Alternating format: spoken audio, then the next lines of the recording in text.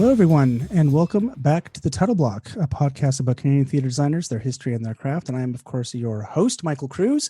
And tonight, another episode of the Title Block live here on YouTube.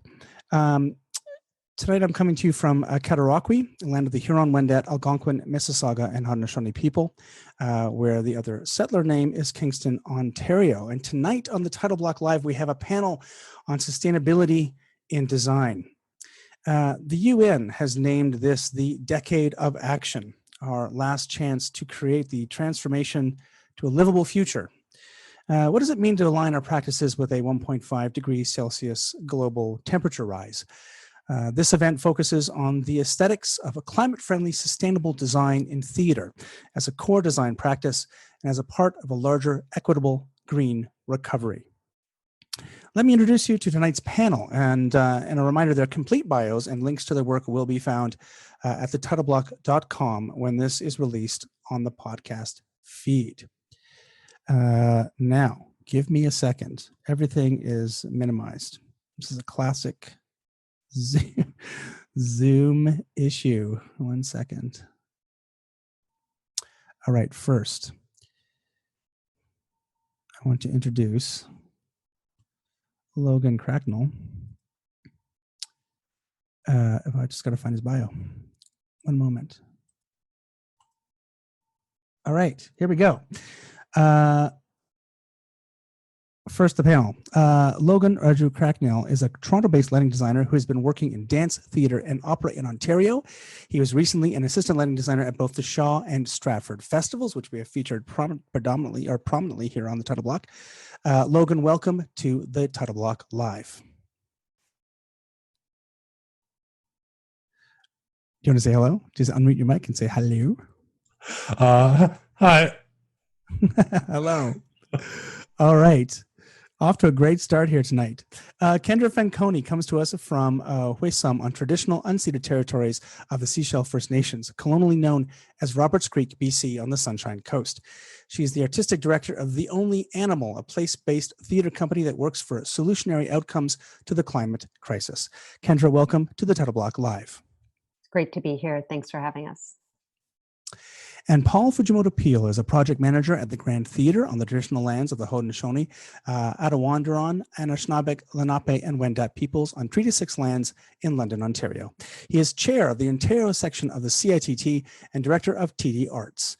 He enjoys spending time with his family, playing Kerbal Space Program, which I have no idea what it is, but it sounds fantastic, and explaining the difference between watts and watt hours to strangers on the internet. Paul, welcome to the Title Block Live. Thank you, and we will talk about KSB afterwards. Fantastic. Oh, KSB even. Fantastic.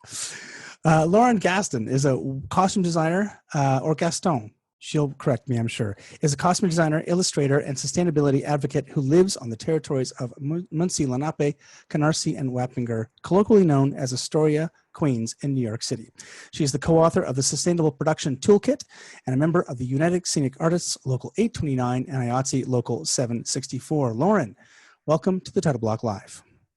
Hi, thank you. It's great to be here. Is it Gaston or Gaston? Am Gaston. I just Canadian? Gaston. I'm Canadian. Yeah. It's okay. Or I'm going back to Beauty and the Beast. Beauty and the Beast. Yes, exactly. Beauty and the Beast. Yes. All right. Elia Kirby founded and runs the GNW Scene Shop, but suspects that it runs him. He lives and breathes on the unceded ancestral territories of the Musqueam, Squamish, and Tsleil-Waututh First Nations. Elia, welcome to the Title Block Live. Thank you. It's fun to be here. Ken MacKenzie is not with us yet, but he will be joining us in a few minutes once he finishes at the ADC. He is a scenic, lighting, and costume designer based in Toronto. He's been a resident artist at Soul Pepper Theatre Company and is the current president of the board of directors of the Associated Designers of Canada. We'll welcome him to the show in a second. He was here back on a set design panel a little while ago, and we'll have him join us when he's ready. Michelle Tracy is an eco-scenographer and co-founder of Triga Collective, a collective of designers who value the sustainability of people, planet, and profit. Lately, Michelle has been making fashion masks and rediscovering bird life in Mississauga. Michelle, welcome to the Title Block Live. Hi, thanks for having me. Edward T. Morris is a set and projection designer and sustainability advocate in the U.S. He's another co-author of the Sustainable Production Production Toolkit. Edward is a member of the United Scenic, I can't speak tonight, United Scenic Artists Local 829 and Wingspace Theatrical Design. He teaches at the New School in New York City on traditional Lenape land. Edward, welcome to the Title Block Live. Thanks for having me. And finally, Ian Garrett is a designer, producer, educator, and a researcher in the field of sustainability in arts and culture. He is the director of the Center for Sustainable Practice in the Arts. I believe that's at, I don't know what that is. He's a Center for the Sustainable Practice in the Arts. I've lost completely my mind when I'm reading these bios. Associate Professor of Ecological Design for Performance at York University and the producer for Toaster Lab. Ian, welcome to the Title Block Live. Thanks for having me. I for some reason I thought the Center for Sustainable Practice in the Arts was at York University, but that's not true, is it? That it is not true. Okay. But it's a common misconception because oftentimes centers, especially when they're RE, end up at universities. Yes, exactly. That's exactly why I said it that way. Ian is also our moderator for tonight's discussion, so I will switch over to our panel view. And let him take over the moderation of sustainability and design, and I will fade into the background. Thank you, Michael. It's great to and we were talking about this in the pre-show as we were sort of talking to each other. It's technically my third time on the title block, but the first time that Michael's actually been running the show. So I've managed to now have my third time on a podcast, and it's the first time I've interacted with the host live. So that's actually should be par for the course for 2020. I want to do a couple of acknowledgments of my own. One, that I'm coming from Toronto or Takaranto, which has been caretaken by the Anishinaabe Nation, the Haudenosaunee Confederacy, the Huron-Wendat, and the Métis. It's now home to many Indigenous peoples. The current treaty holders, though, are the Mississaugas of the Credit First Nation, and this territory is subject to the Dish with One Spoon Wampum Belt Covenant Agreement to peaceably share and care for the Great Lakes region. The CSPA, or the Center for Sustainable Practice in the Arts, which I will typically shorten to CSPA, or oftentimes my British friends will just call it CISPA, which always makes me throws me for a loop, also stands in solidarity with Black Lives Matter and anti-racist efforts. And so I also acknowledge, as a white male living in Canada who has a tenured faculty position, that I have very significant benefits and significant systemic and institutional privilege. And I see part of my responsibility holding the privilege to work as an ally for those who do not benefit from the same privilege. One more is that, and I've started to do this in our COVID times, is to acknowledge our tech platforms that we're working with, that there are, problematic usages of Zoom and Facebook that happen at this time regarding the way that they deal with privacy and responsibility for information that's transmitted for both of those systems. So I acknowledge that we are in society while we critique it. And we have to work through that as well. I also want to, one last acknowledgement, and then I'm going to get into the questions. I just want to acknowledge that also people that, a couple of people who couldn't join us today, we had a similar panel last week with a slightly different configuration of people that was really excellent. That was part of the PACT conference program. And Shizuka Kai, who has worked a lot with Kendra and is now taking over as an associate AD role at Carousel in Vancouver, is not able to rejoin us for the panel today, but she was a significant contributor to the previous one. And then Sage Paul, who really was part of the planning for all of this and got work. And so we're not going to stand in the way in these strange times of somebody being able to practice their craft. So I wish they could be here with us, but know that it's all for good reasons that we've reconfigured in this way. So we've got a lot of people here. I'm gonna throw to one very open question and sort of go around in the similar way that we started last time, which is just because this is a big question that we get all the time, I'm sure, Paul, if you are constantly explain the difference between kilowatts and kilowatt hours, then I'm sure that you're getting this question too, and maybe you want to lead us off then for this. As good a reason as any. But what does it actually mean to you to work in a sustainable and ecologically beneficial way? Ooh, that's it. off the top. I think really that ultimately the goal is to work in a way that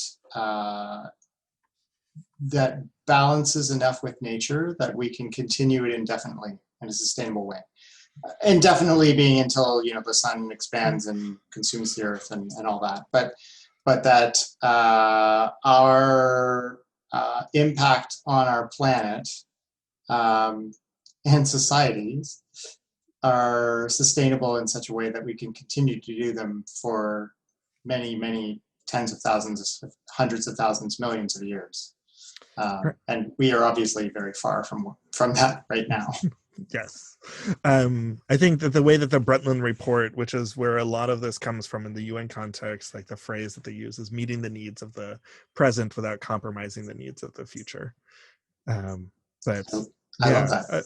Yeah, which is a sort of broad idea. I'm going to jump so that we come into other disciplines as well. But Michelle is someone who wasn't able to join us last time and didn't get a chance to respond to this or a similar question. How does it work with you? How do you think about working in a sustainable and ecologically beneficial way? That is such a massive question. So thanks for starting there. I sort of, at Triga, my design collective that I work with, we sort of split it up thinking about the sustainability of people, planet, and profit. We joined because we recognize a lack of sustainability within our own industry as artists to support ourselves. We didn't have the infrastructure. We didn't have a lot of formal systems for mentorship and exchange and professional development. So that's really key to my practice, to trying to put all those things in place for my community. And then of course there's looking at, our waste reduction as much as we can, like minimizing the negative impact we have on the planet, shifting towards circular design. So sort of planning for future lives of our work and hoping to leave behind a positive impact, and being able to sustain ourselves in this industry and make the industry thrive. Those are all excellent directions to head.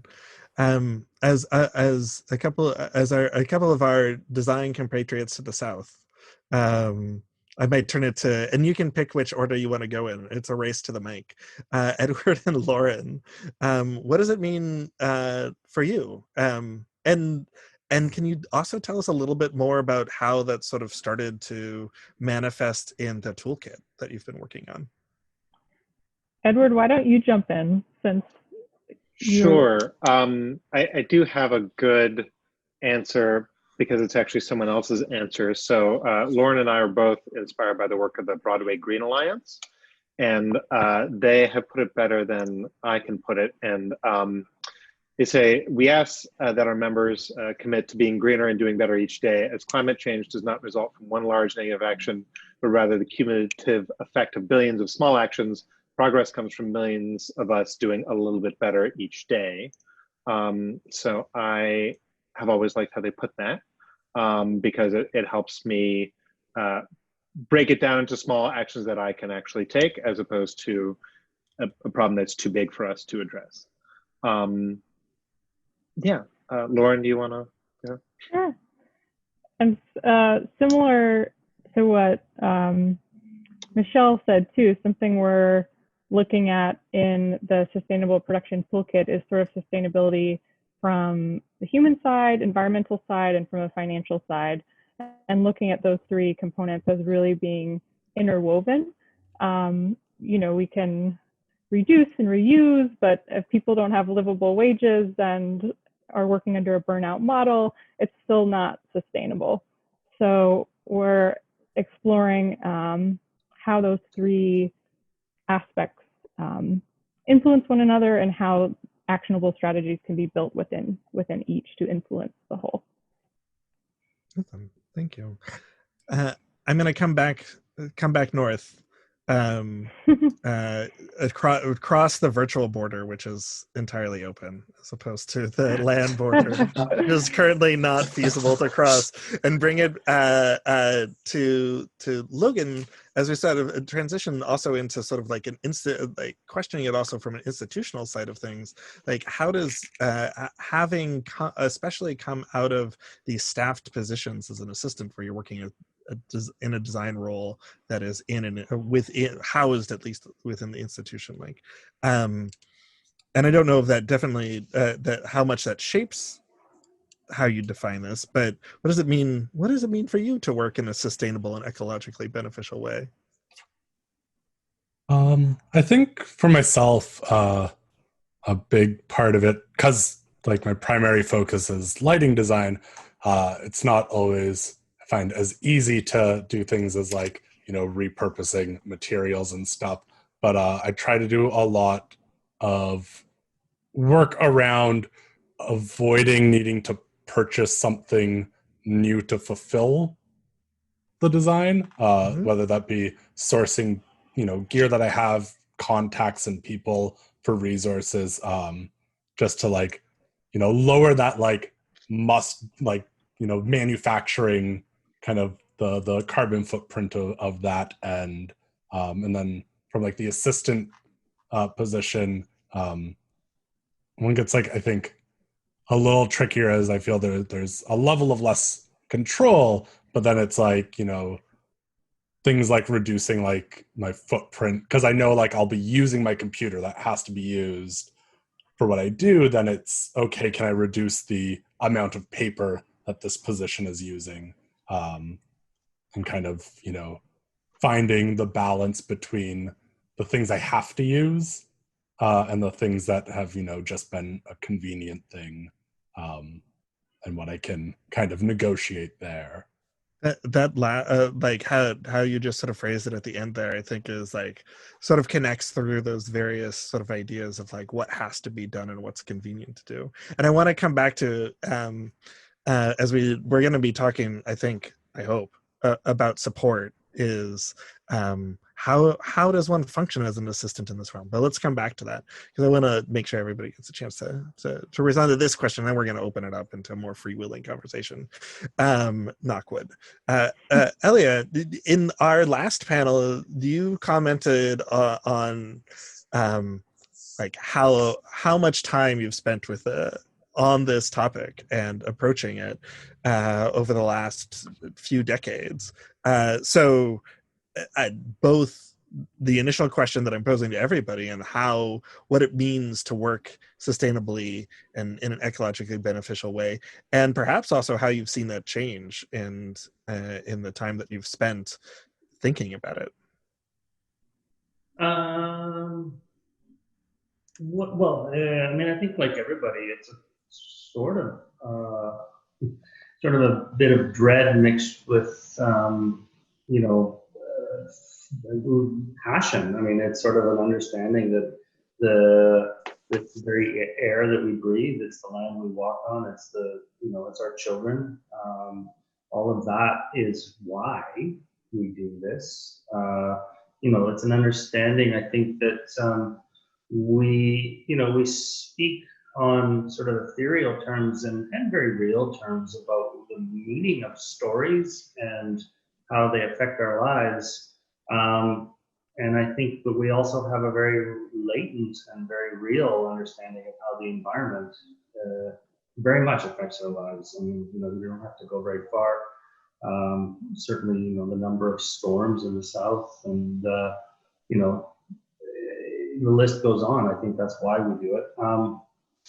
How has it changed? It's changed.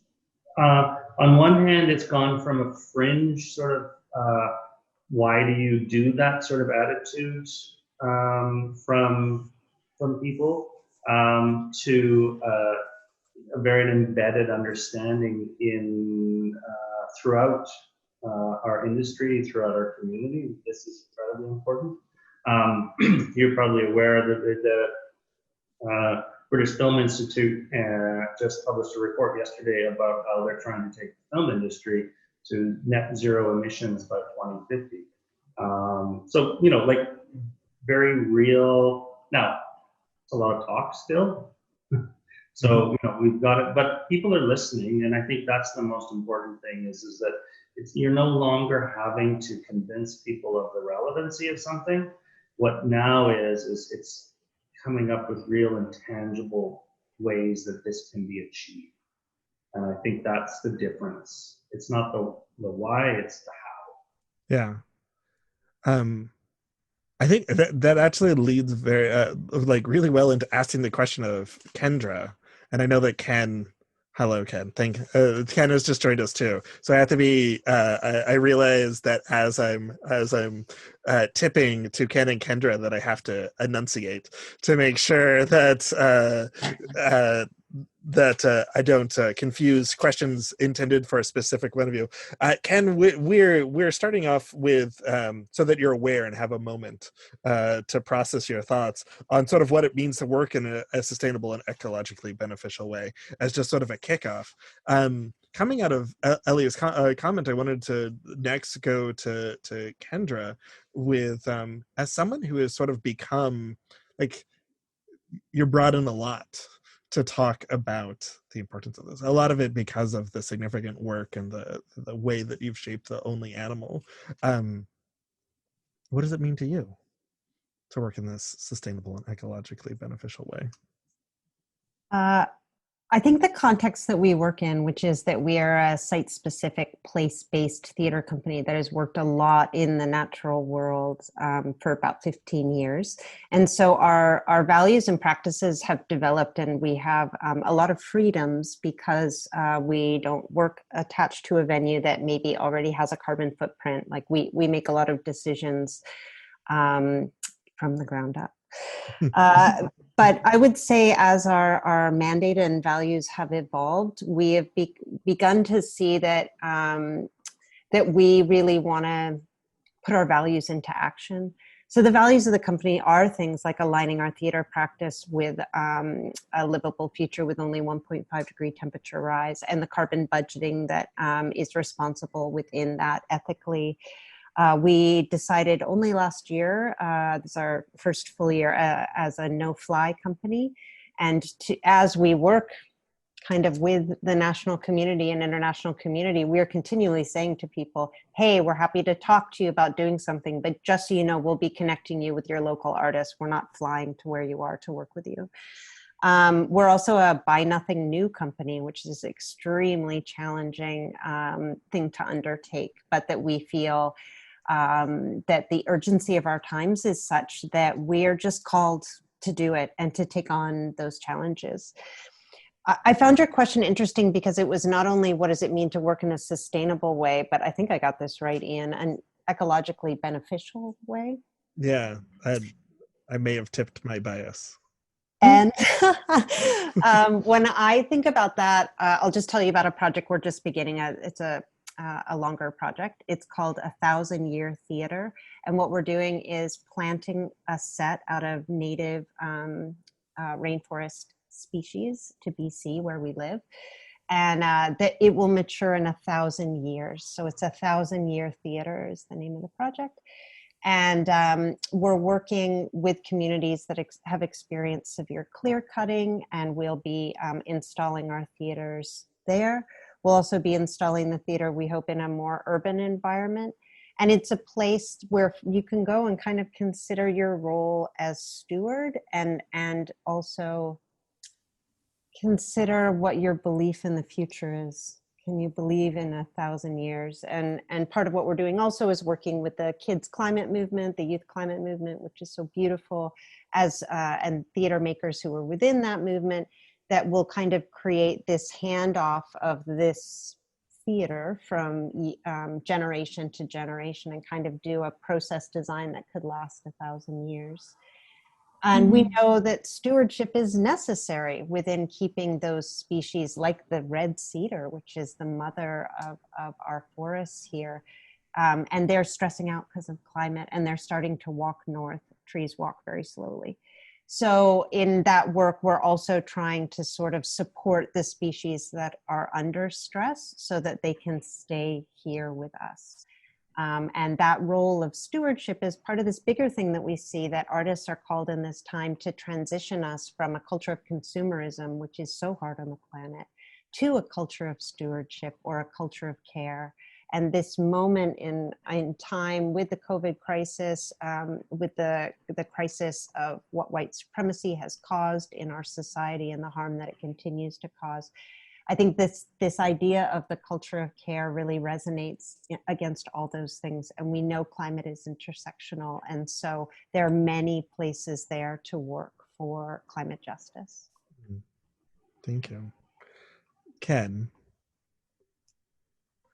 Hi. I'm going to open it up to you.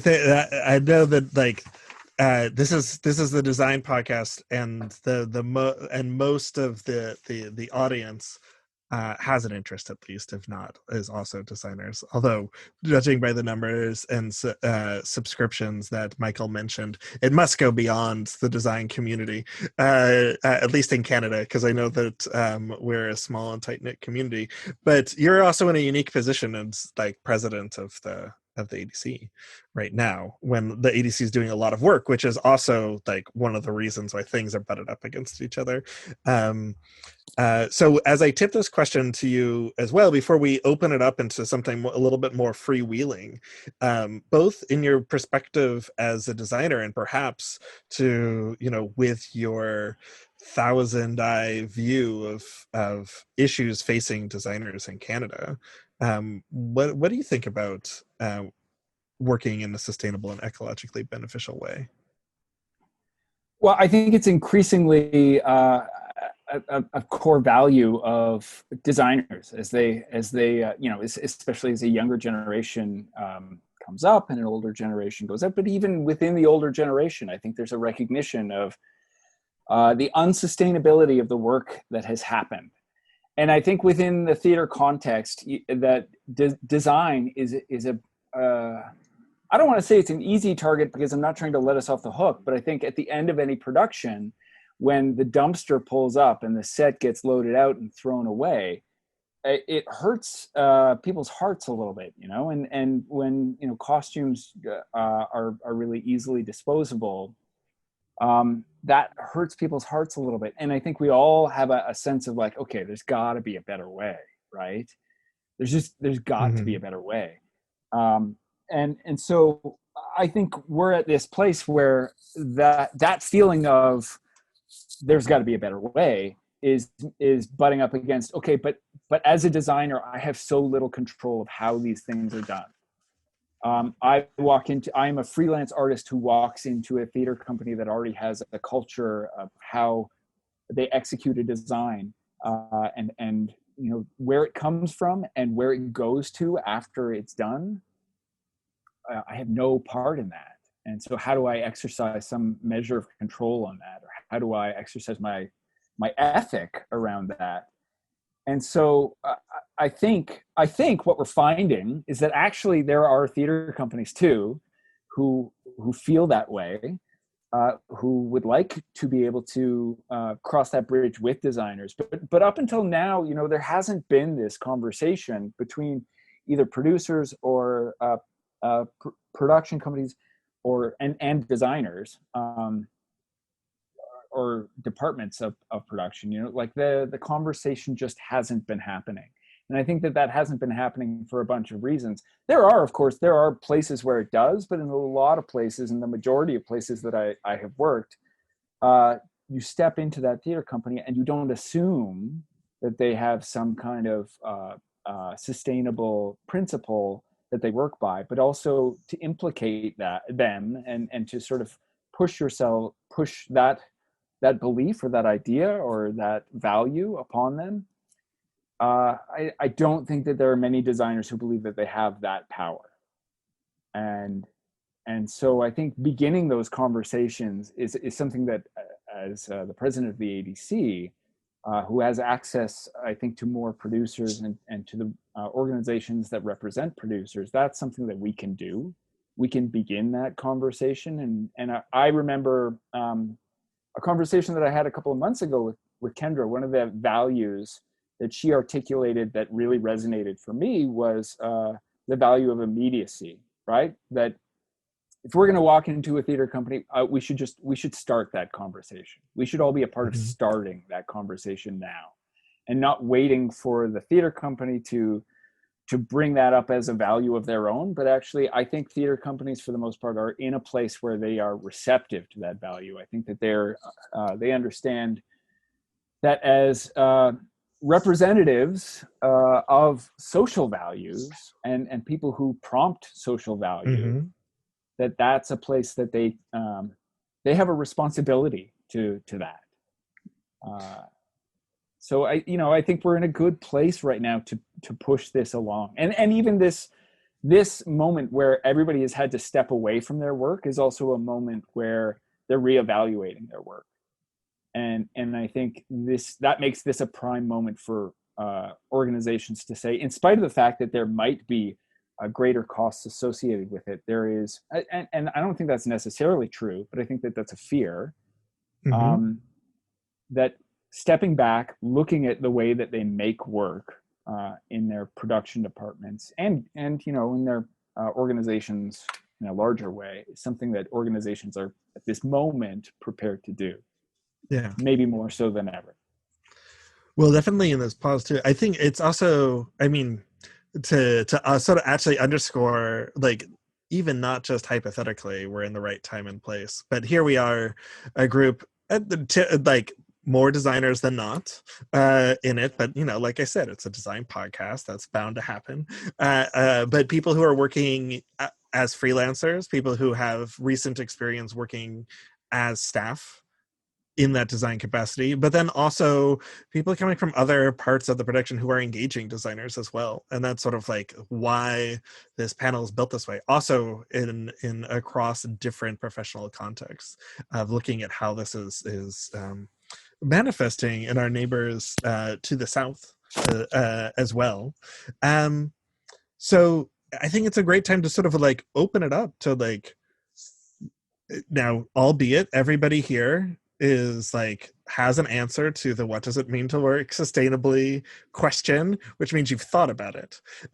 If you're not already bought in and working actively in this direction, which I know a lot of people on this panel have, what do you want from what would make it easier for you to make these commitments from your collaborators? And I'll open that up to anybody. I'm not going to give the whole call on everybody. We made it through the call on you session of it. But this is a more casual structure than our conference. Yeah. I would just really quickly, the first thing that comes to mind is time. I think especially as we decide we want to make a transition from being less sustainable to more sustainable, I think that figuring out what that transition looks like means allowing more time on any project, and that has lots of different implications, including paying people more for more time. But I'll leave it at that and let anybody else. Well, you mentioned that, but I know like towards the end of our conversation for the PAC conference, it was not a designer who said, I'm going to call you out, Paul. It was not a designer that said that it was about paying your designers and giving them more time. It was someone from within a PAC theater that mentioned that. It seems like you wouldn't be opposed to that, Paul. But like, what from being within the grant, which has made a lot of commitments recently. So it's also like, what do you need from us to help you along the journey there, or to model it for others? Yeah, I'm very inspired by the things that Ken was saying, and I think that he's really captured it quite nicely. That to build on that, I would say that what would instantly be, at least in my experience in the companies that I've worked in, if a designer walked in and said, I've done all the numbers, I've run all the research, here's where you buy the materials, here's how to build it, this is all this stuff, it's not going to cost you anything, it's not going to take you any longer, it's going to last just as long, it's going to look as good, it's going to be easy to maintain, here you go, and it's going to reduce your carbon footprint by 75%. I can't imagine any theater in the country saying no. What that means, though, is that all of a sudden all of that burden is on the designer. And where do they get that time from when they already don't have enough time to do their jobs to the best of their ability in their time? So I think one of the things is to try to find ways to share the burden. Like, obviously, one of the ways is to, in a dream world, we suddenly have funding from sustainable funding, long-term funding from whatever source, be it ticket sales or donations or federal or private foundations, that we can actually lengthen those lead times in design and creation of work. But the other thing is that we can do is we can kind of start to share the load. So whether it's and it really starts with a conversation of like, we want to make this show and do it in such a way that's more sustainable, and let's define what that means, and let's set some goals together, and start having those conversations at the onset, like when maybe even before contracts are signed, to say here's where we want to head, and can you be on that journey with me? And how much can we put into this? And I think incremental change is better than no change. So switching to rechargeable batteries, for example, is a pretty easy switch, and I think that we have the data out there to say it's totally doable. From a production standpoint, it has no negative impacts. But if we can do a little bit more every show, and particularly when we have producing houses or houses that work in rep, where they can do the rechargeable batteries on show A, and then rechargeable batteries and recycling on show B, and rechargeable batteries and recycling and use 3 stock flats on show C, and keep building on those foundations. And that the role of designers in that could very well be to take those winning propositions from each of their past shows and bring them into future shows. Much like many designers already do with design elements. Just borrowing from previous shows, saying, hey, I know this effect that we were trying to achieve, and it did it on this other show, and here's how you do it. And that works across all departments.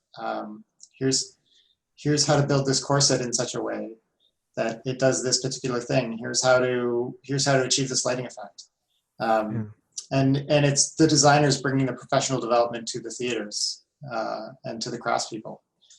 There was I don't know if it's still happening, but in the States, there were a number of companies who had started up doing artisan exchanges. So the head scenic artist in company A would swap places with a head scenic artist in company B for 3 weeks or 4 weeks or 6 weeks or whatever. Mm-hmm. And they would each learn how the other company worked, and the things that the other company did that were really cool and really, really interesting, and then brought them back to their own company, and vice versa. Oh, that's really interesting. Yeah.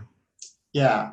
So I think that's like what we're doing now is gathering together groups of people and sharing knowledge and practices that we don't necessarily get to do all the time. Yeah. My design colleagues there, I also appreciate. I noticed that when you mentioned this model, that Edward also sort of like took note of it. We'll tip to you, Edward. I want to also invite like design colleagues. What do you need to make this work happen for you? But that may or may not be what you're already responding to, Edward. But include it in there. What do you need to make this all happen? Yeah, well, I think a lot of, just like just design itself, it's a lot like a muscle. Like you get better at it by doing it. And we all here have like a lot of collective knowledge on it. But I think what the main big missing piece is, at least how our theaters work, is extremely hierarchical structure. And is the buy-in from on high, is going to the artistic leadership, and barring that also like the production manager, and going to them and saying like, this is why this should be important to your organization.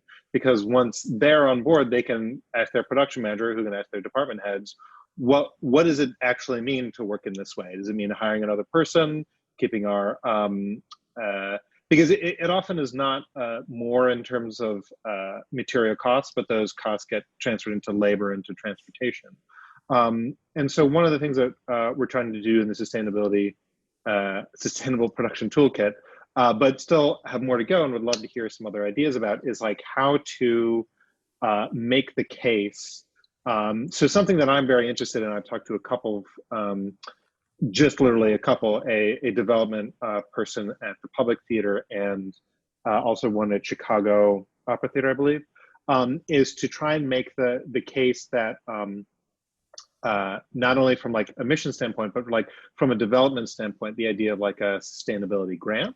So we do not have the luxury of hoping for wonderful government support for this, but there is a legitimate positive history of philanthropy in the US, despite all of our faults. And so to target people who are both interested in having an impact on the arts and on sustainability, I think is like a way to try and inspire artistic directors to get people to crunch the numbers on how to make it. But maybe I'm going a little bit too far. But I think the main stumbling block is like people on the ground. You know, it's wonderful that that we have designers and a scene shop head here. We'll learn how to do it with resources being put up by your many organizations, by the organizations that we're trying to form in the U.S. But it's we need the people who ultimately hold the purse strings to invest in it. Definitely. I just yeah, go for it.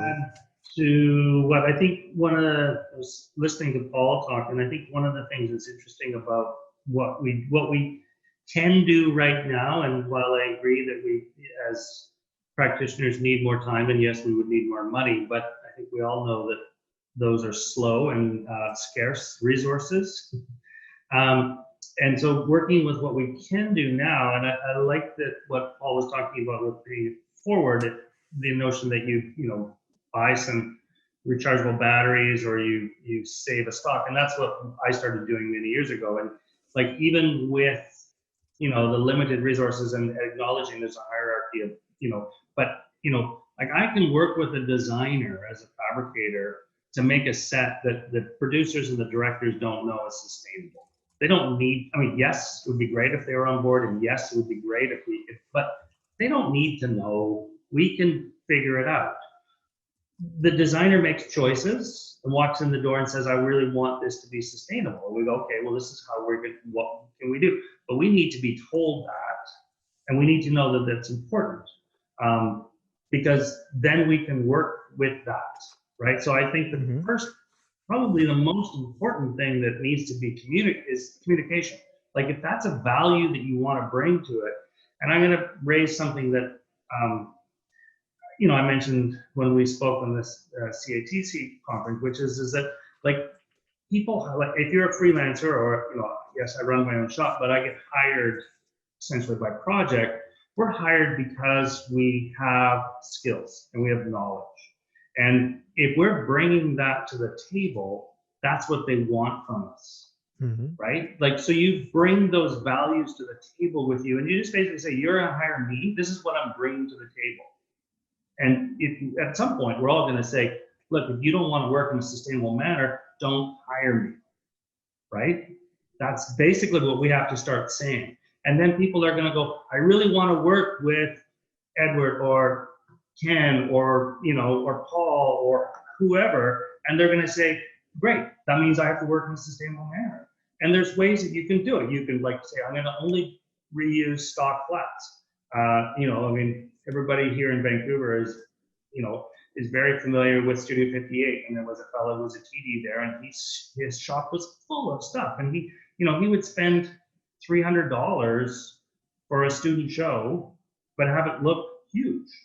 And he just did that. I mean, he was a known inveterate scrounger and sporter and save and all those kinds of things. And yes, in that example, he had a big shop that was paid for by the university. There's lots of complications to that model, but it's at least a way that he can do it. He did that because he had those values. He had those values 25, 30 years ago, long before it was vogue or people even discussed this kind of stuff. And so he just brought it and made it part of his practice. He influenced a huge number of students who are now professionals who now bring those values into their practice. So that's like one of the ways that I think we need to start working with what we have now, as opposed to sort of talking about things that we don't have but really wish we could have in the future. That's what I would say. So like, that's what I think we need to be saying is what is the now? Here's the now. Let's work with what we got, because that'll influence the future. Just to underscore, I think what you're talking about the communication, I have tried in the past. I tried to create a as sustainable a set as I could, and I didn't really speak to the production department about it. But I decided this is going to be a set that was going to be made out of almost exclusively Schedule 40 pipe. So the kind of thing that was going to be up in the grid anyways. Like a theater is going to find other uses for it. It's not going to end up in the bin. And so I designed that set. And then the next time I came back to the theater, I was like, okay, I'm going to do the same thing again. And I know they've already got it in stock, but they'd cut it all up. They'd cut it up into tiny pieces, and it was basically unusable anymore, except, it maybe got used on one more production somewhere, and then it was not functional. And I remember being so disappointed, but I didn't tell them that was my hope moving forward. Right. It's just the thing that I'd hoped would happen with it. So, you also brought, they had a value to that pipe. Like they used it for something else. So rather than going, okay, I'm going to use a bunch of, 2x2s that are going to have no value for anything else, you did pay it forward because it probably went into the budget. Absolutely. I don't think it was worthless. I think but it is this idea that if you're trying to do it on your own, exactly, you're not going to get that far. We're in a larger system. Lauren, I've been seeing it looks like you keep tipping towards towards throwing something out there. Well, I definitely agree with what everyone said so far, especially in terms of time and also communication, because I think I've had the same, similar experiences you're describing, Ken, in terms of, trying to make impacts by myself.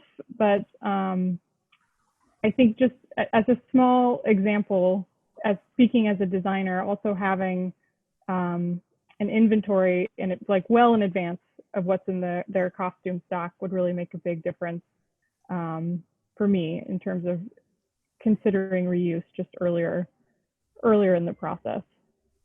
I know that's one of the things that has come up a couple of times. Is one of the questions that we had before things started, and not necessarily that we have to completely go down this route, but also throwing out the idea that there's the time that we need as designers or anybody within the process to be able to figure out, especially if we're changing our process. But we also have to figure out a way for, to extend the lifetime, to keep the material out, so to keep it out of a waste stream, so that there's a place to put it. Elia, you mentioned having access to facilities and a large shop and places to put things while you're processing them. And I know through our work when I was in Los Angeles that for a number of years there was a shared storage facility that was meant to be turned into a shop, and the entire idea there was to put something into material purgatory as well. Michelle, I know that Triga has also attempted to do this with maintaining a stock as a collective of designers, also maintaining a stock that you agree to try and also do it as independently as possible. Can you talk a little bit about how Triga works and has worked as a collective with 3 people and then associates?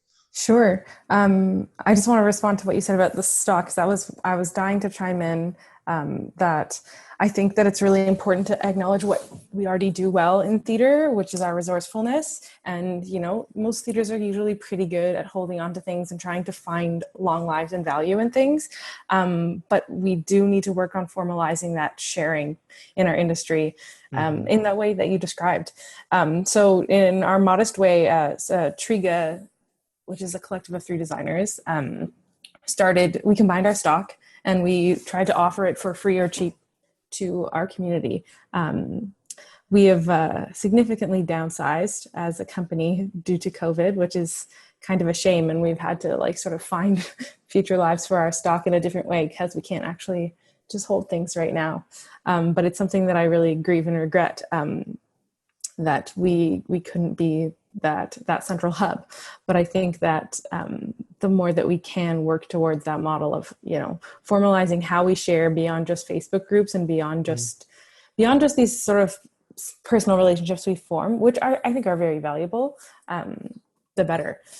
Yeah, that's a big trick that I've seen, that every sort of community seems to organize themselves in different ways. When I was in Los Angeles, we were mainly organized through a Yahoo group. Now that I'm in Toronto, it's mainly a Facebook group.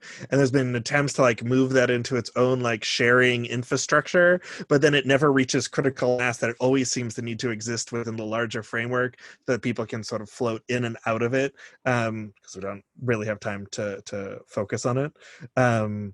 And I think that's going to continue to be a challenge. I did want to, like, there's been a very exciting conversation in our like side chat. So there's like this back channel conversation that's happening that is related to something that I know that's happened like Triga has been working on as well. So while you're talking about the model of Triga, this idea of how we actually bring this into the contracting that we have, like we put it together as an agreement. How has Triga done that? And then I'm going to how would people feel about a green contract? Everybody seems excited in the chat. Yes, I'm excited about this. I just think that asking for commitment and contractual obligation from the theater company and from all parties involved on a project, and if you can get them to commit to a goal towards ecological design or towards emissions reduction, that is, I mean, that's something that I'm working towards. The way that I've been able to do it in the past, and this is just even within the last season, was I introduced an eco-design addendum to my contracts that I signed as Triga, which essentially stated that we would be working from an ecological design perspective. And what that meant was that we are going to prioritize sourcing like reused materials. We're going to source labor locally if possible, and we're going to plan for deconstruction plans and end of life. So items will either be designed for sort of long future lives, or they will be designed so that they can be deconstructed and passed on in some way, whether that's by composting or it's another stream of use. And that I just put together sort of a very simple addendum, and companies seem very open and receptive to it. And I had a lot of people asking me for the template. I don't think it's at the level of specificity that I would love. And I think there is an issue right now in our, you know, Canadian theater ecology, is that a lot of companies don't really have a real sense of their carbon footprint as a company. They don't have a sense of where their worst impacts are coming from, and also necessarily where their best impacts are coming from, which sometimes are intangible. So my dream is that we could have some tools in place, sort of similar to the carbon calculators that Julie's Bicycle provides in the UK, so that we can, as you know, an industry, have a better sense of like where we need to do better in that regard, so that we can put these really sort of concrete goals to a livable future in the contracts. But so far, I have not had someone, I mean, it's early days for this initiative for me to approach contracts with that negotiation up front. But so far, it's been completely receptive, and I haven't had anyone say no. Yeah. What from the various perspectives that we have around here, especially those dealing with contracts, what would you imagine would go into that contract? Like, how specific would it get? Because sometimes, as someone who has helped to write ADC contracts in the past, like it can get pretty granular insofar as what we're looking at. So yeah, what does a green design contract look like? You can talk about it as a designer or an engager of designers. That's a really hard question, I think. And I think at this point, actually, I will say this, that I think even a week ago, maybe 2 weeks ago, I would have said, I don't think you can have a general contract. I think it needs to be theater by theater, and they each need to address, like, what is their capacity to accommodate a carbon budget or whatever the green initiative is. But I know that although I don't know it in detail, I know that PACT has just put their strategic plan forward for the coming years, and their carbon footprint, or their, like, greening theater, is a big part of that plan. Yeah, leadership priority 3 in their strategic plan. So I do think that there is maybe some space to open that conversation and figure out, well, how do we not just move as single theaters, but how do we move as a larger entity, as a nation, towards something more green? And that's I don't know. It's a big question. How do we get all companies on board with this? But I think starting these conversations and looking to the companies that are already doing it is a good place to start. Yeah, and not to pull away from it. Looked like a couple of more people wanted to jump on there. But I think it's worth highlighting that, oftentimes we perceive that we may run up against resistance. And as you said, like, maybe we'd have to go contract by contract, but then it also, like, the conversation is happening in ways like our systems are set up in the way that we produce theater, like our infrastructure is set up in a way that we don't have these conversations about how all the collaborators work together. And that can sometimes hold us back a little bit.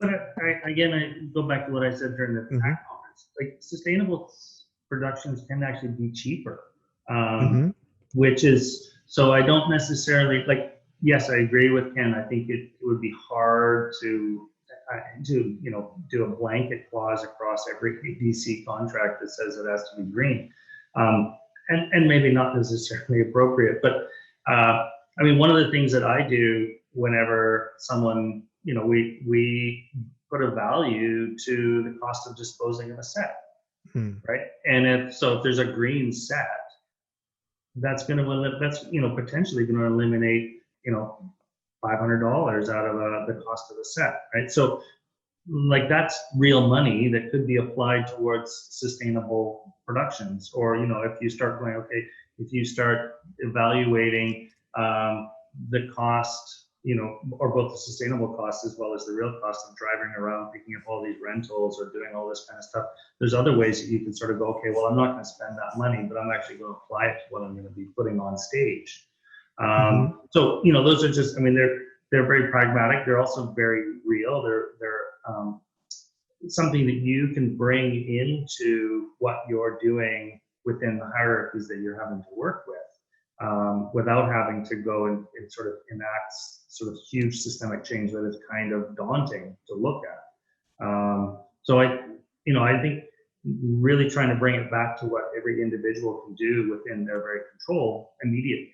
And then I think all of those little steps actually start adding up to a lot. And while we're doing that, we're starting to change the way people do and practice. Yeah, Kendra. I heard Andrea Reimer, who's a green politician and also scholar, speak a while ago, and she was talking about the COVID pause as this sort of zero gravity moment where we have lost the rules of the world that we used to have and the things we held on to, and then we're just sort of floating, and we don't know what the territory will be where we land. And I think that this kind of connects for me with the idea of green recovery. How can we set ourselves up so that when we land, we're in a greener environment in our theaters? And I think that part of that presents some opportunities during the COVID pause. Different organizations and in these nations that we have here are going to be very different. But in the Canadian context, there are companies on operating funding who cannot fulfill their seasons. And what could they do? And we all feel this enormous need to help our artists, to put money in the hands of our artists. So can we do things like digitize our inventories and make them shareable across our communities? That's people power to do that. And that could have an incredible ability for us to reuse stuff. We know where it is, we know what it is, we know what shape it's in, and we know who's got what. And also the idea, we were speaking with a costume designer from Bard on the Beach who had completely designed a show that was never built because of COVID. What about paying that artist to just redesign for that same show, which may never happen? But the process of redesigning and doing a green design is all of that research into how do you source it? How do you account for travel? How do you do carbon budgeting? How does it shift the design? Does it shift money from materials into human resources? Mm-hmm. And what kind of costs, what are the real costs when you look at it in the end? I think that using this COVID pause to do those kinds of things is really actionable within Canadian theatre and the sort of operating monies that people have to justify. And in our national context, Canada Council is going to be asking for you to be telling them what's happening in a green way in your theatre. Where is your carbon consciousness in your theater? So this is an investment in your future funding as well. And there's a lot of leverage to be had with what your funders want you to do. It's interesting because when you talk about it that way, I also like essentially hear a lot of the rationale behind like a Green New Deal, right? Around retraining people for being able to like participate in a green recovery and having the skills to do that. And I realized that I had not thought about that in terms of like, well, why aren't we doing that within like those of us who are working in live performance that are on pause and thinking about how we can recover in that way. I think there's also an interesting there's a question that I sort of have that's very like direct. As someone who has this is coming to you, Logan, as someone who is like a lot of COVID, you've been on contract to assist on lighting for shows that haven't happened. What have you done during this time? It doesn't even have to be sustainable, but what have you done during this period where the shows that you would normally be supporting aren't happening? I have done a lot of nothing is the worst part of it. Like it's I think there was at the beginning of it, there was the, hope that, this would be short, we'd find a way, things would come back. So I think there was, at the beginning, there was a lot of kind of like, continue small things. But then it kind of, once the kind of heaviness of everything really hit and everyone realized, there's not going to be a 2020 season. Let's plan for next year. It's been fairly stagnant. It's been a lot of, I guess, like reevaluating like my own place as a designer and just like personal stuff. But I did have, in terms of like, theaters doing something towards sustainability. It was just like this week, I was over with the National Ballet School in Toronto, and so they've recently upgraded their entire site. It was something they had to do as the units were incredibly old and drew a lot of power, and also were just like falling apart. And so they moved over to LED fixtures. And through granting and stuff got this covered. I don't know to what extent, but a very interesting thing with the whole process of it was like the entire thing had to be documented to show that like they've looked into properly disposing of it and how to recycle these fixtures, what can be done with things, and then kind of like what is the benefit of now this new technology in there, and that like I think the comparison is like each fixture, and there's less of them, I think, is now a 171 watt fixture, whereas each fixture before had a like 1000 watt light bulb in it. Yeah. This is my moment. This is my moment, my watts and kilowatts moment. I know you've been waiting. You've been holding in the background there. It wasn't planned. I knew we'd get there somehow. Logan, I'll pay you after. But I mean, here we're highlighting the necessary labor that's actually going into a transition for designers to be able to work in a sustainable future in a very like practical way. Before, Paul, I'm not going to steal your thunder, but I just did offer that like last summer pre-COVID, throughout the various venues at York, we went through a process where it's like we had to, like, there were things that were just failing, so they had to be replaced, and then we went through a process of cascading fixtures. So over the entire overhaul, ended up with like an energy draw of less than 90%, and had this question of like, where is everything going to go? So it was like, let's only get rid of things that are not fixable, not usable, again, that we can't get the lamps for, so that like we couldn't, like, they're just sitting there, and making sure they're disposed of properly, but then taking everything else, and it's not like, let's get rid of this thing and replace it with something else. That's like, let's work our way down the chain so that like we have some level of investment and then some level of like strategic reuse. And it actually became a much more significant project, like a larger project over a course. And if we did that as a community of thinking about strategically where everything was, like the impact is actually much larger than if we just been like, yeah, we're just going to replace that light with this light. Paul, kilowatts, kilowatt hours. Yes. Go for it. So what Logan's talking about, in Ontario, there's a program called Save on Energy, that's run by Ontario Hydro, provincial hydro company. Which sorry, for our friends in the US, we Oh. refer to it as hydro, but it is the power company. The power company. This confused me for months after my arrival. Although a lot of our power is generated by hydro in Ontario and Quebec, so right. You know, at least we have something to fall back on.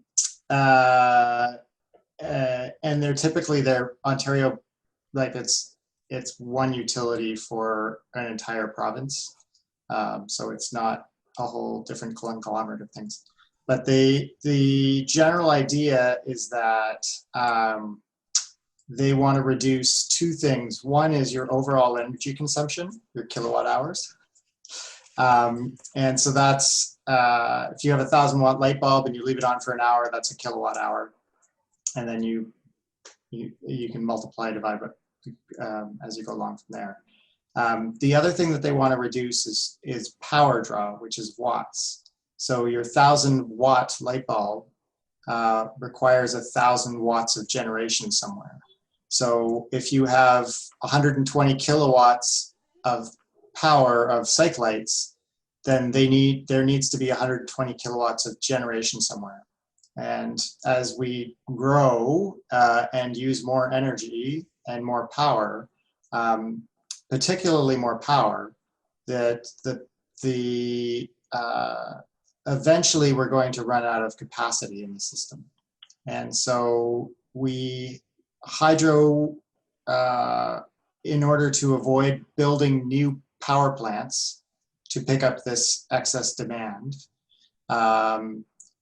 has come up with this rebate system where they will pay you either based on and they do a calculation based on both your kilowatt reduction and your kilowatt hours over annual kilowatt hour reduction, and whichever formula pays you more will pay you out. And it's also based on your schedule of use. So if you're in an office building, like 8 to 6 or something, all of your lights are on Monday to Friday, which is a lot different than us, where we're using stage lights for, a couple of weeks at a time, 25% of them on at full equivalent. And then we have them, depending on the theater, they're only running for a couple hours at a time. And so hydro pays, it's something like $400 per kilowatt that you can reduce.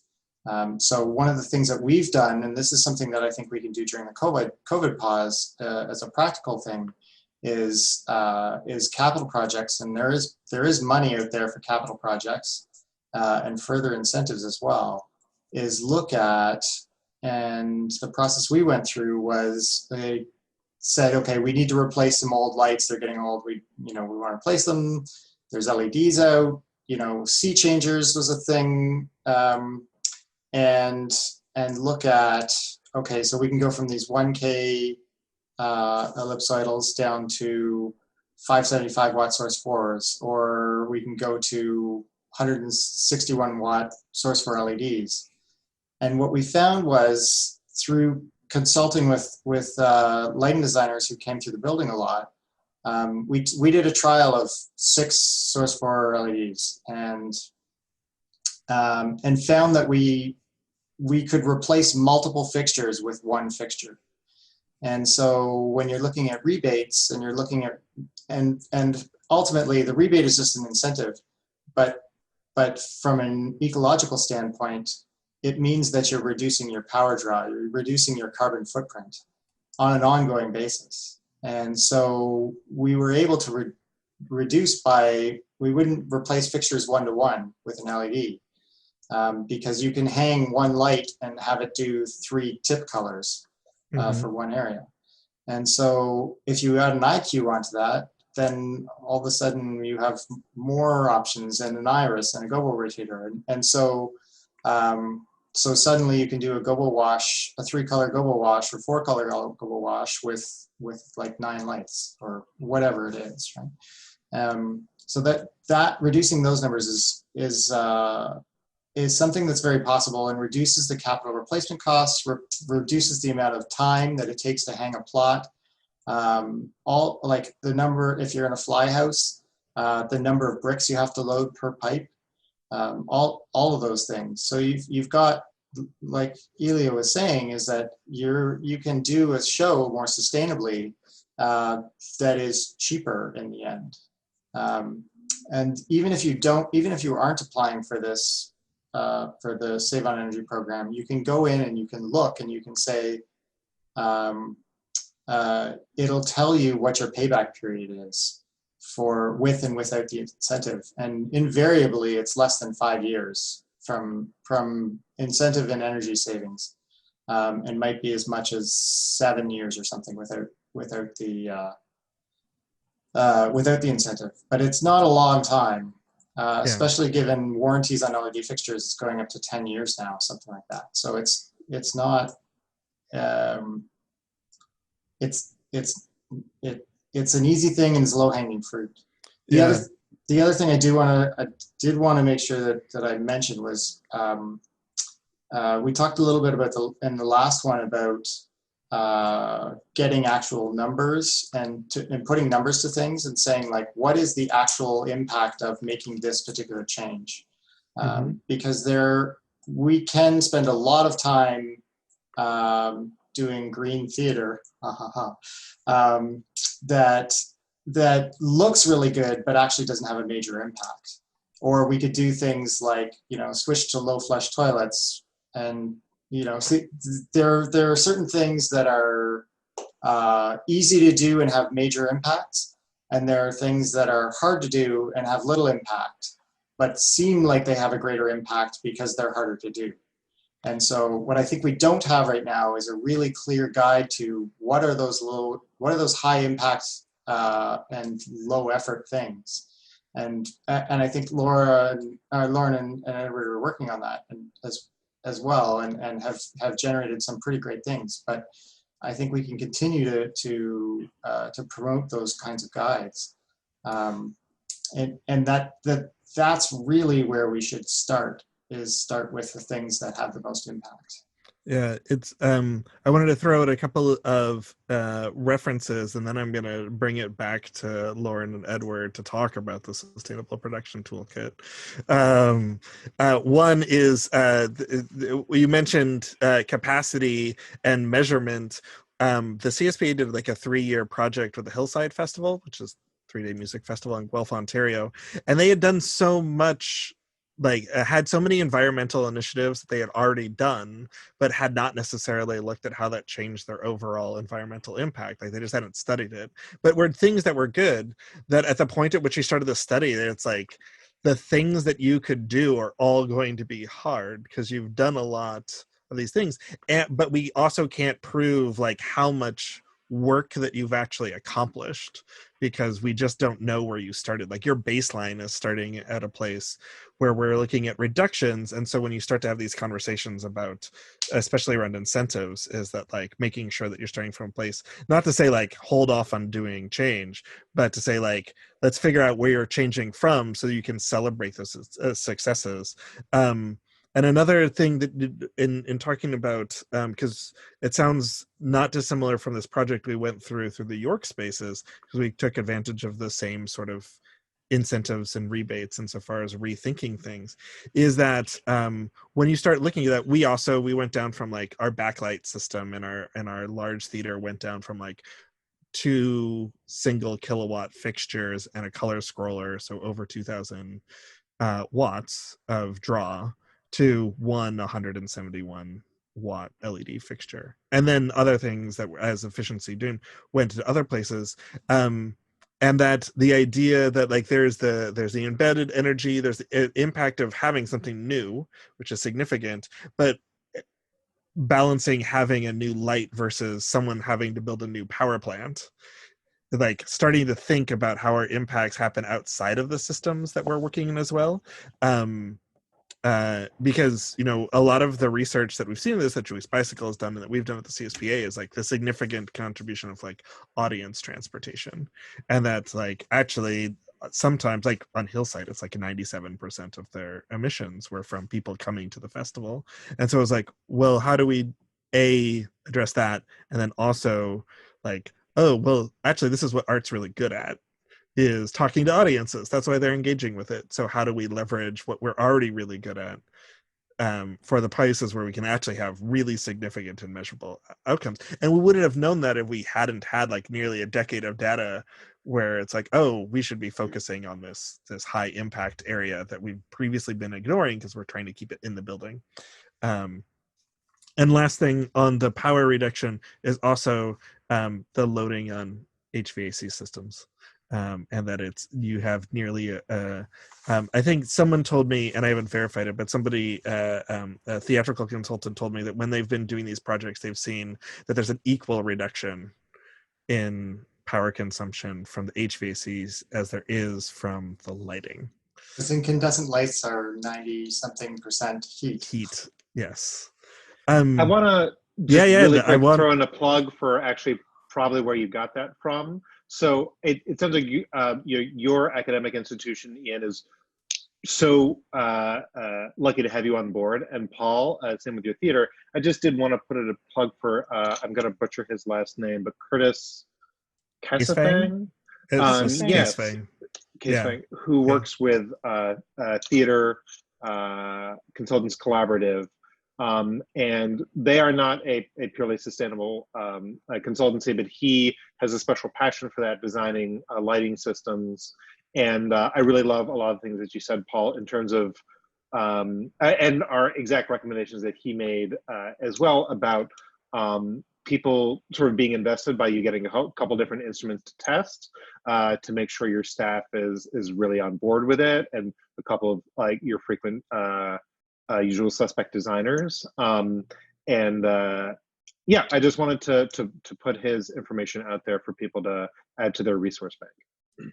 Curtis is great. Before you mute yourself, Edward, though, I wanted to, that was a lead in to load a lot of information before we sort of jump to what's in the Sustainable Production Toolkit?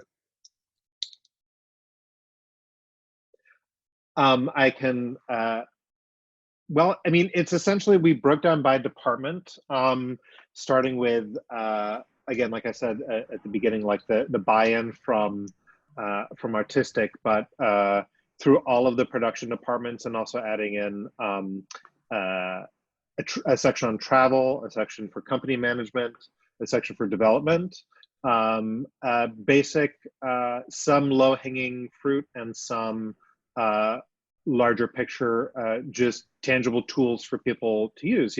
One of the things that comes out of many panels like this is like people just don't know where to start, and the idea is that we've created this this PDF that is where to start for a lot of people. What did I miss, Lauren? In the short version. In the short version, one of the things also included that Sandra Goldmark and Michael Santa have developed at Barnard is assigning a value to existing stock and tracking material use in that way. So they know how much they're saving with reuse, and they can track reuse as closely as they can new items that they have to purchase to supplement their goal of 50% reuse, 50% new. And we're hoping to kind of continue to develop mechanisms for tracking so companies can assess their impact in really quantifiable ways like we were discussing. So that's something we're continuing to explore and might be doing as part of a pilot program with a small numbers of universities and nonprofit theaters.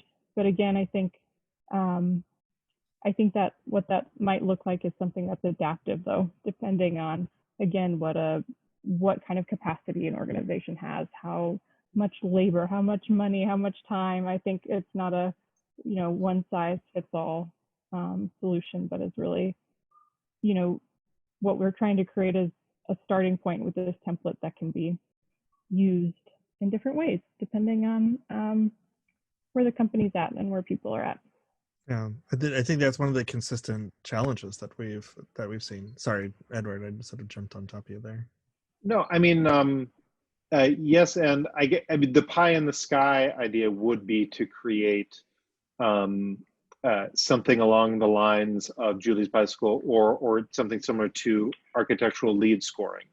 Now, that said, that is not, that is if the grants go through, essentially. But I mean, the idea is that we would love, there is certainly room for just what you were doing, trying to adapt Julie's Bicycle for the different power generation in Canada. I think the industry could benefit from some sort of lead scoring. That said, we do not currently have all of the expertise needed for that, but that is a pie in the sky long-term goal for sure. Something to just add on to that, also something we're looking at just as a source of inspiration is the United Nations Global Compact in partnership with B-Lab, benefit corporations, have developed a free online platform for SDG-focused impact management. So I really like the idea of tying what we're doing in theater, what we're doing as artists, kind of to larger global goals and seeing how that aligns. So that's something we're kind of looking at and exploring too, to see how that could function within a theater organization. Yeah, and you're both, as mentioned in your bios at the top of the show, you're both members of 829. Mm-hmm. How within that sort of labor dynamic? I mean, one of the distinctions. There's a whole way. I'm looking at Ken and laughing because there's a whole conversation that's happening on this side that we don't have time to completely, but as it stands right now, the ADC is a professional association. It is not a union, but it does collective bargaining on behalf of its members, right? That's a simple way that I'll put it. In a different labor scenario and with a much larger membership base, how has this conversation existed within your union? The embarrassing answer is that it's not really part of the conversation. That isn't to say that, I mean, whenever we presented at some wing space salons or through the BGA, we have overwhelmingly positive support from members who have attended, but it is not sort of, unfortunately, especially right now, the COVID crisis corresponded with a number of scheduled renegotiations of contracts. Including for the Metropolitan Opera, and I think also off Broadway. So they are fighting tooth and nail just to keep any sort of living wage for any of us right now. But I have hopes for. I have a very good relationship with Carl Mueller, head of live performance, and other members of the union. I think long term, that's why I'm very eager to see what if Michelle would be kind enough to share her contract writer information, that I could eventually go to the union with that and see if they're interested in incorporating any language. I'm sure I'll get a hard no to begin with, but a lot of what I see is like planting the seed so that also like the next person who comes along doesn't get as strong a negative response as I get. So I wish I could paint a more positive picture than that. But one thing I'll add. Go ahead. Go ahead. Sorry. I was just going to say one thing I would add on to that. Even though United Scenic Artists is not, while there's no committee currently, there is. I know IATSE International is forming international green committees and starting to build locals with representatives. So I think there's a movement afoot, and I think if we could connect with that and connect with more people in USA 829, there would be a possibility to align those efforts. But what Edward said is true as well. There are possibilities. Take Lauren's more positive. Right. It depends on how you observe this class. I did want to answer live a question that came up from the chat that has been shared with me, in case other people find it useful, that came from somebody watching on the YouTube, which is around the rebates and whether or not they take into account different intensities. And I know that within the incentives that we got at York in our process, that we came up with a conversion factor based off of expected use, so that we weren't just doing connected load, but we were doing like a modified version. We don't have exact sub metering available, but there was modification based off of how much we actually thought that they'd be in use for it. I'm going to jump back. We can talk about and that gets into the difference between kilowatts and kilowatt hours again, whether or not it's capacity or that. That's if you take anything else away. I wanted to jump to turning around something that we talked about earlier on, insofar as what we each sort of thought that we might need to push forward, but also what sort of either community-wide or with our collaborators, how do you think that we need to support others who have not quite gotten to this place with us quite yet? Where do you see what sort of work needs to happen to support people with this transition? I have something really quick to mention on this, is that I think from my standpoint, I think the thing that has prevented me most from pushing harder for sustainability in design and production is the fear that sustainable designs are inherently less interesting to audiences and directors and audiences. And I know that's not true, but the fear that, and the mindset that we're just pulling from stock, we're just building a whole bunch of box sets now and it's going to be boring. And absolutely not true. And I don't know why I had not realized this before now, but I think that's what's etched into my mind, and it's been really hard to let go of. So I throw that out there for further discussion. Oh, I totally relate to what you're saying.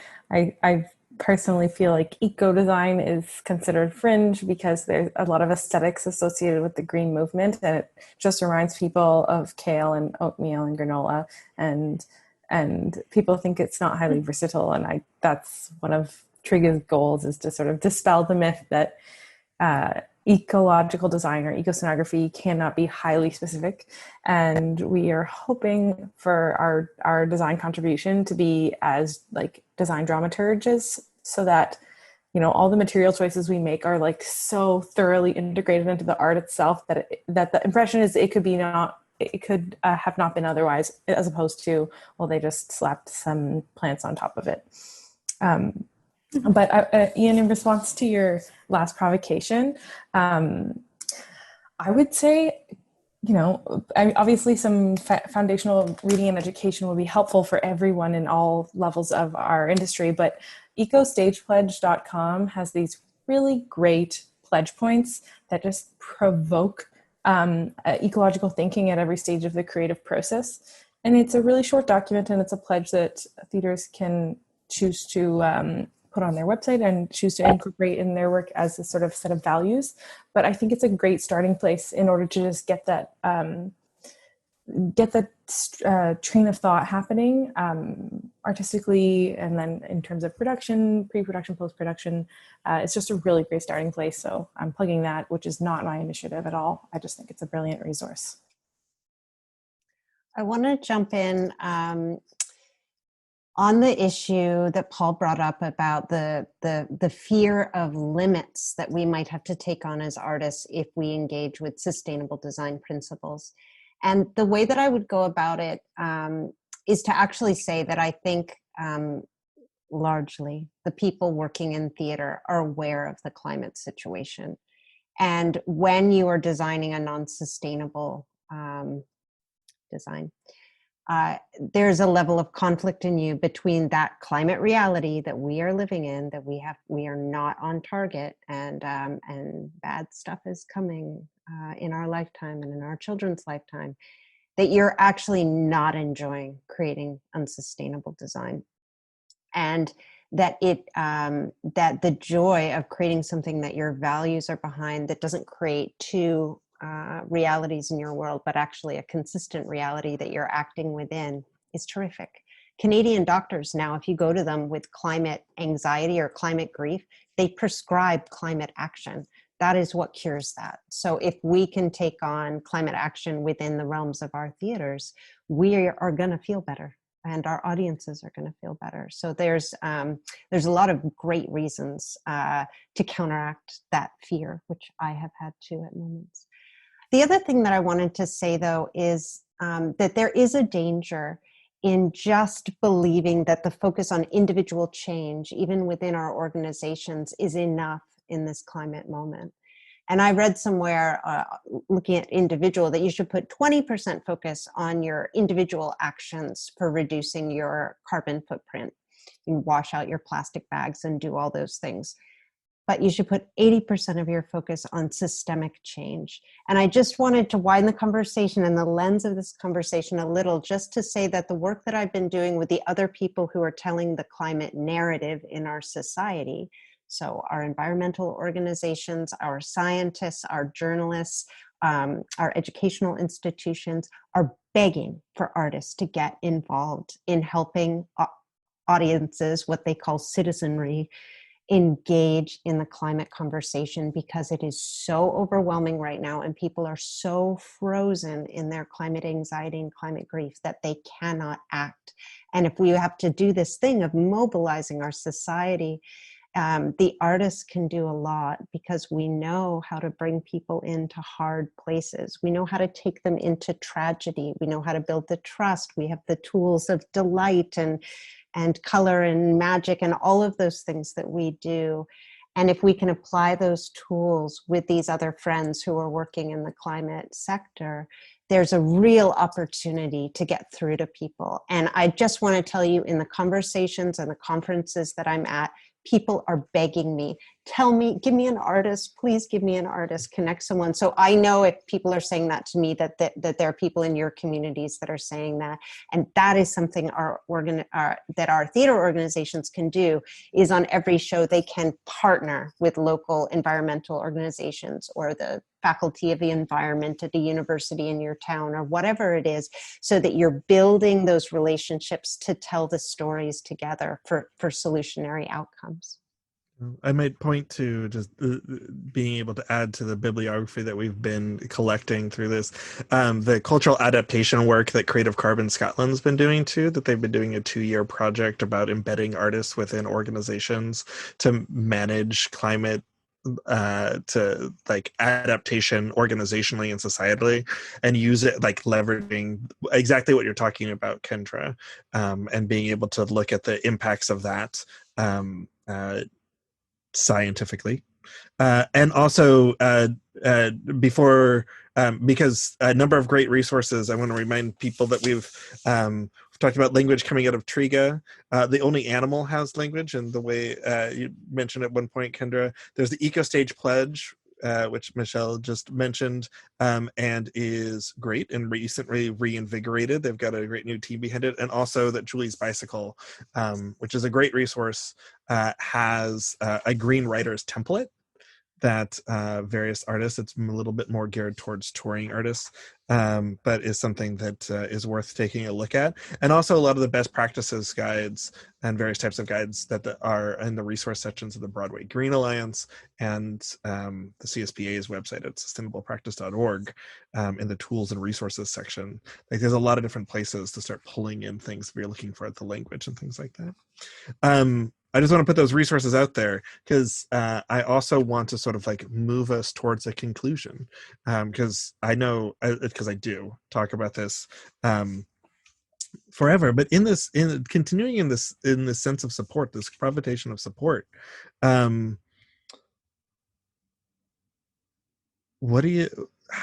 do you feel like somebody, how are we going to pull somebody in? How, for somebody who's feeling a little bit like everybody here has been involved in initiatives in some sort of way, whether internally, across a community, but say we have somebody who's tuning in who is interested in this, but just hasn't had the benefit of being part of the conversation quite yet. What do you offer them as a way? What's the first thing that you want them to do? How can you support them into crossing the threshold? And then I get into all these like really, really dark metaphors about crossing the river Styx. I think one of the things that I immediately think of is that there's as certainly as designers, we like to think of our work as being dramaturgical. And I think we're kind of getting to the point where if your work is not sustainable, then your dramaturgy is saying something about the show that you may not want it to. Like I do begin to think that if you are, as a designer, creating something that's unsustainable, that's commentary on your show. Or at least it's being read that way now, increasingly so. And I don't think maybe by that many people, but I think that is something that is beginning to happen and is only going to grow. And so I think that there's a bit of an inevitability that when you're talking with somebody, I don't mean that to sound as forceful as maybe it does, but I do think that there is something that there are social norms that we're beginning to understand in a different way, or that are shifting, and so what we're putting on stage is the way that it's read is changing. And I think if you're not aware of that as a designer, then you are going to be left behind, and you are going to be saying things that you may not mean to say. That's my great pitch to somebody who needs to be brought on board. Yeah, go for it, Edward. I'm going to come really crassly from the opposite end of the spectrum. Some perhaps good advice that Lauren and I got when we consulted with a person who works in this space for film production is like content. And just going back to the previous comment about how do we show people that it can be done well? Like a lot of this information has been collected by wonderful organizations and is in document sort of landscape format, but just like, I mean, this person who built a very successful sustainable consultancy for production companies, she said, like, our first projects, we got great B-roll, and the like 2-minute, Vimeo videos that we put together are how we inspired 24 other companies to engage in this work. And so, is it like the TikTok for sustainable design, or it's something? I think we need to appeal to our higher natures and also our lowest, most immediate eye-grabbing nature, perhaps as well.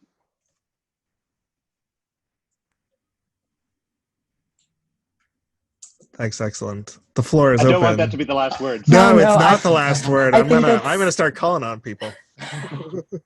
I think Go for it, I Michelle. think that's totally great. That yeah, we do have to make sexy this movement, which is really a lot more about just survival and justice than it is about consumerism. But we are living in the society we're living in as we critique it, or whatever you said at the end. But I guess I would say use it, like try to be aware of the influence that you have and use it.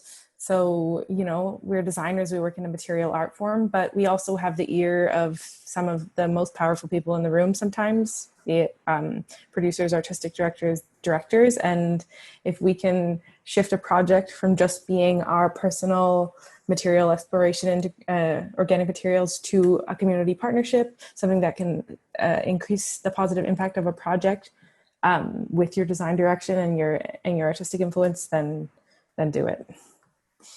Awesome. I want to draw from The Good Place, the TV show. If you haven't watched it, I highly recommend it.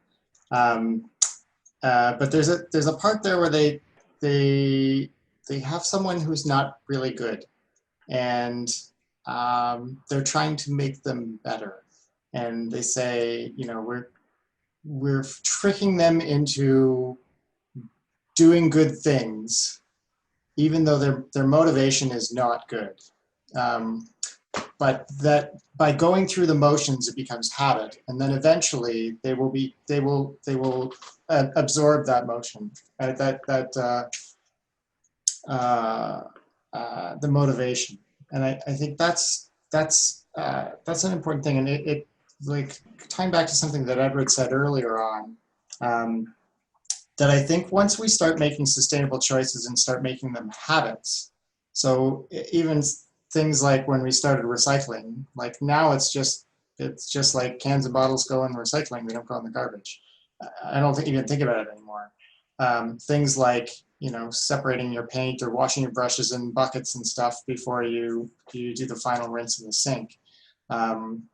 Or choosing a more sustainable construction method, that as you do that, and going back to something that I think Ken said about this design muscle, or maybe it was Edward earlier, design being a muscle, and that you exercise it, and the more you exercise it, the better you'll get at it, and the easier it'll get.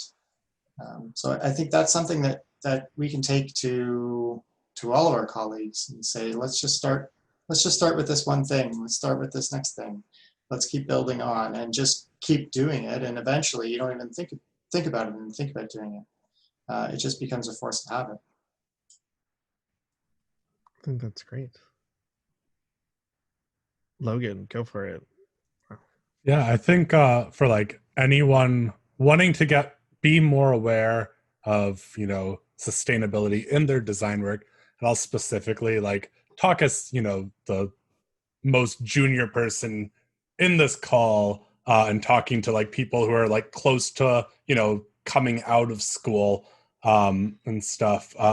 That I think that is the time to make that a central thing in your aesthetic as a designer. This is, starting out was when I was companies with friends and stuff was the work that I was getting. So a lot of work starting out will be with, like-minded colleagues. And I think you surround yourself with those people who also believe in this, make that part of what you're coming in with early on. And as you grow as a designer, and you'll find more ways to do that, but people will also see that as part of when they hire you. It's, you are someone who cares about this path and stuff. This is part of your design. You've thought of it. And yeah, I think the best time to start was yesterday, and the second best time to start is today. I think that's great. Yeah, you build the reputation of the type of work that you get, and that's why you end up working, because people want to work with you. So if part of that is your value, part of that is your value system, and so if you make it clear that this is part of your value system, that's going to be like, I don't know, I'm stuck on it because I'm like, well, that's really obvious. Why did I? Anyway, thank you, Logan. Lauren, Elia. I mean, I guess one of the things that I think about when I'm talking to other people is just either I have a tendency to get two reactions, one of which is they feel overwhelmed by the enormity of the job ahead of them. It's the sort of standing at the bottom of the mountain, looking at the top, thinking you're never going to reach the top. But it's just that, as Logan says, it's just like that first step.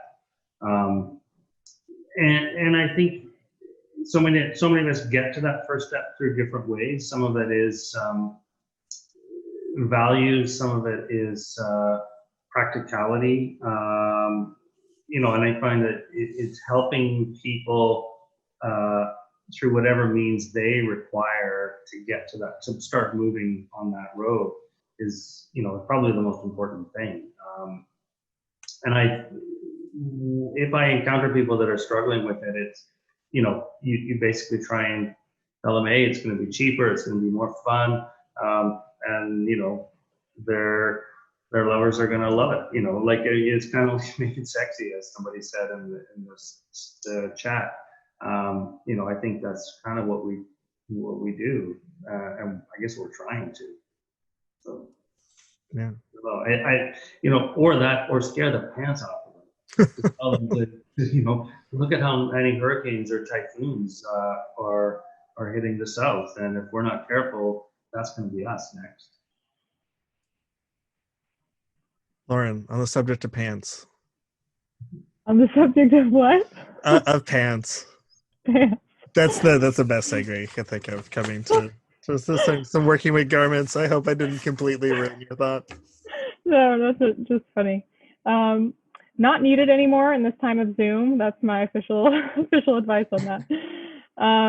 No, I just to add to the question of how would I discuss this? What conversation would I have with someone who's just coming into this work or just interested in this work for the first time?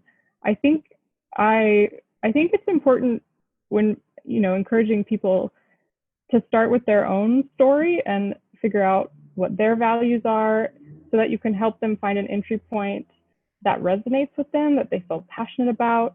And there's so many different entry points from a human perspective, from an environmental material reuse perspective.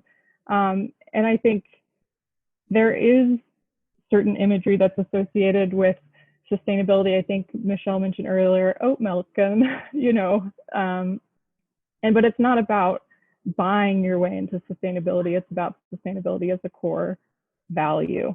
So I think I would just have a conversation about what does a toxic environment look like and what does a non-toxic environment look like, and brainstorm from there, because I think that's how you can start to build shared purpose. If you just make a little space for people, and they might not even realize what they're passionate about aligns with sustainability. That's where I would start. That's excellent. There's Kendra's heard me say this a couple times. I think she was there the first time that I actually said it out loud to other people. But there's a book called *Sapiens* by Yuval Harari, and one of the ideas in it is that civilization is entirely made up, and it's true. Like it exists because we agree that it exists.